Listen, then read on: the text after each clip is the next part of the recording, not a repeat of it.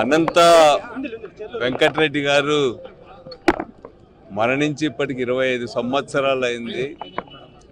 25 సంవత్సరాల తర్వాత కూడా మనం అందరం కూడా మననం చేసుకుంటున్నామంటే జిల్లా అభివృద్ధి కోసం, అదేవిధంగా జిల్లా రాజకీయాల్లో అనంత వెంకటరెడ్డి గారు నిర్వహించినటువంటి పాత్రే దానికి ప్రధానమైనటువంటి కారణం.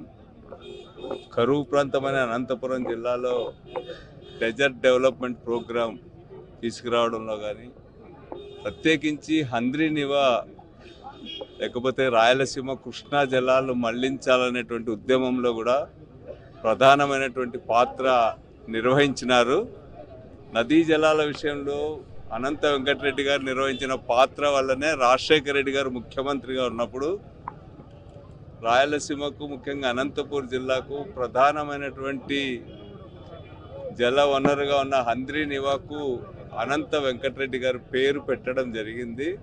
ప్రజలందరూ కూడా సంతోషించినారు. అనంత వెంకటరెడ్డి గారికి సముచిత గౌరవం ఇచ్చినామని చెప్పి కూడా అందరు ఫీల్ అవున్నారు. అయితే ఈరోజు రాజకీయ కారణాలతో అనంత వెంకటరెడ్డి గారు పేరు తొలగించడం అనేటువంటిది, తెలుగుదేశం పార్టీ చేయడం అనేటువంటిది, ఇది కక్షపూరితమైనటువంటి రాజకీయాలకు నిదర్శనం.